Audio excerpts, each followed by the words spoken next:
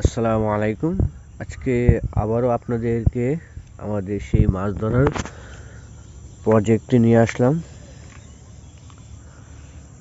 গতকাল বৃষ্টি হওয়ার কারণে এখানে মোটামুটি আপনার পানির স্রোত ছিল। তো আজকে ভেবেছিলাম যে মোটামুটি ভালোই মাছ পাবো।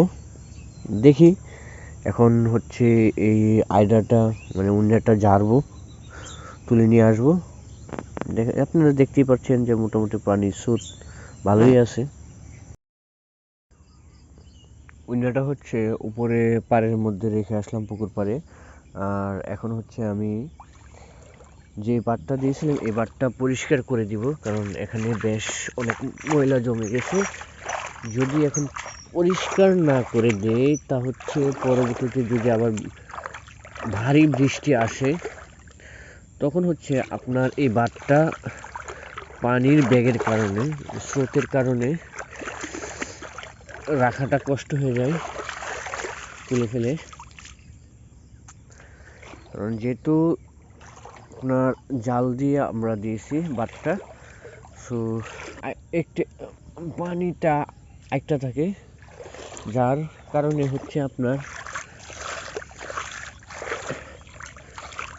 পানিটা যাতে একটা না থাকে। এই জালটা ঘন ঘন পরিষ্কার করে দিতে হয়। যদি পরিষ্কার করে না দেওয়া হয় তাহলে হচ্ছে পানিটা আটকার কারণে পানির যে ব্যাগ ওইটা বেড়ে যায়।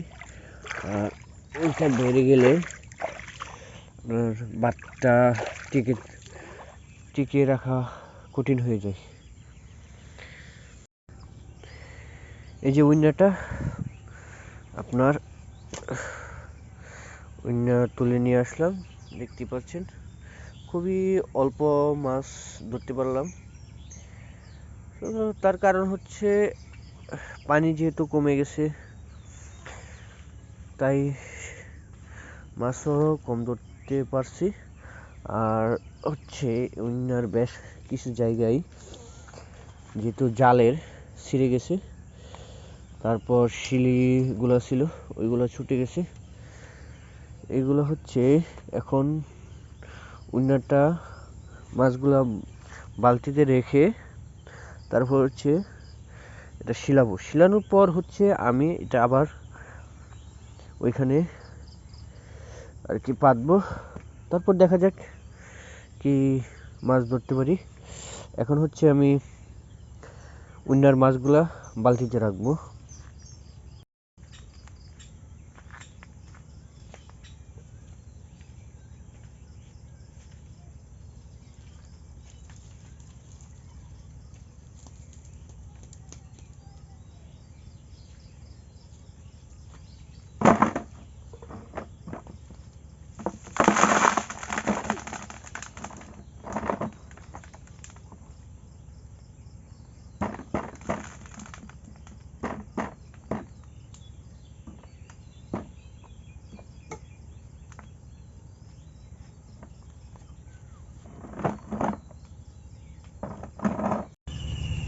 আপনারা দেখতেই পাচ্ছেন আজকে বেশি মাছ ধরতে পারি নাই, খুবই অল্প ধরতে পেরেছি।